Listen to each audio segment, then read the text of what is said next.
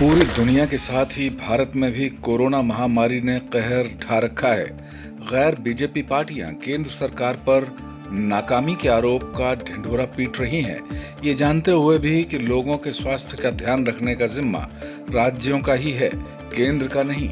गैर बीजेपी पार्टियां ऐसा गलत माहौल बनाने में जुटी हैं कि केंद्र में नरेंद्र मोदी सरकार आने के बाद देश में स्वास्थ्य के हालात बेहतर बनाने के लिए कुछ किया ही नहीं गया, जबकि तथ्य यह है कि केंद्र में मोदी सरकार बनने से पहले देश में सिर्फ 7 एम्स की शुरुआत की गई थी। इसके बाद केंद्र की नरेंद्र मोदी सरकार ने देश में 14 और एम्स बनाने का ऐलान किया। मोदी सरकार ने वर्ष 2022 तक हर राज्य में कम से कम 1 एम्स बनाने का लक्ष्य रखा है।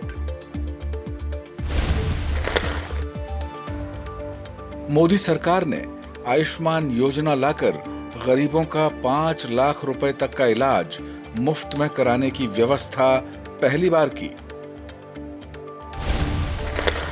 सही है कि कोरोना से देश में मरने वालों की संख्या बहुत ज्यादा है, बहुत से लोगों को सही इलाज नहीं मिल रहा है, लेकिन यह सही नहीं है कि इसके लिए सिर्फ मोदी सरकार को ही जिम्मेदार ठहराया जाए। कोरोना के कहर के बीच प्रधानमंत्री ने सरकारी पीएम राहत कोष से अलग पीएम केयर फंड बनाने का ऐलान किया। इस फंड में लोगों ने अरबों रुपए दान किए। पीएम केयर फंड से 2000 करोड़ रुपए से बहुत से वेंटिलेटर समय रहते खरीदकर राज्यों को दिए गए थे।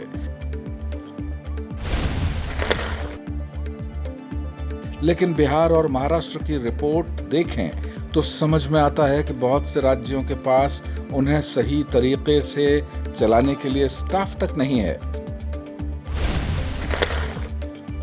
मरीज बेहाल हैं और राज्यों के सरकारी अस्पतालों में केंद्र से मिले वेंटिलेटर धूल फांक रहे हैं। राज्यों के इस नाकारेपन में केंद्र सरकार या प्रधानमंत्री क्या कर सकते हैं? क्या केंद्र सरकार राज्यों के लिए डॉक्टरों और दूसरे स्टाफ की भर्ती के लिए जिम्मेदार होती है? गैर बीजेपी पार्टियों ने पीएम केयर फंड बनाने का विरोध किया। इसका क्या मकसद हो सकता है? जो राज्य चाहें वे मुख्यमंत्री केयर फंड या कोई दूसरा फंड बनाने का ऐलान कर सकते हैं। इसमें दिक्कत क्या है? जहां तक पीएम केयर फंड का सवाल है तो इसमें जुटी रकम में से 100 करोड़ रुपए कोरोना के टीकों के विकास के लिए दिए गए।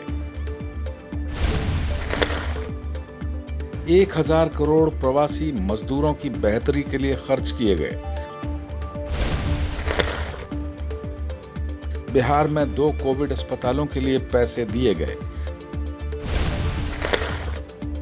2200 करोड़ रुपए टीकों के विकास के लिए अलग से दिए गए। 2001 करोड़ रुपए 162 पीएसए ऑक्सीजन प्लांट लगाने के लिए जारी किए गए। 591 पीएसए ऑक्सीजन प्लांट के लिए भी रकम का भुगतान किया गया। 1 लाख पोर्टेबल ऑक्सीजन कंसंट्रेटर भी पीएम केयर फंड से खरीदे गए। 500 पीएसए ऑक्सीजन प्लांट के लिए फिर से राशि जारी की गई। राजनीतिक दुर्भावना और समाज को तोड़ने के लिए दुष्प्रचार, दोनों ही बातें लोकतंत्र के लिए अच्छे संकेत नहीं है। पूरी दुनिया कोरोना की मार झेल रही है। पूरी दुनिया की नजर भारत पर भी है। ऐसे में राजनीतिक महत्वाकांक्षा पूरी करने के लिए सही को गलत बताने की अवसरवादी सोच से बाज आने की जरूरत है। इससे किसी व्यक्ति की छवि तो खराब की जा सकती है, लेकिन व्यक्ति विशेष के विरोध की स्वार्थपरता अगर देश की छवि खराब करे तो ये अच्छी बात नहीं है।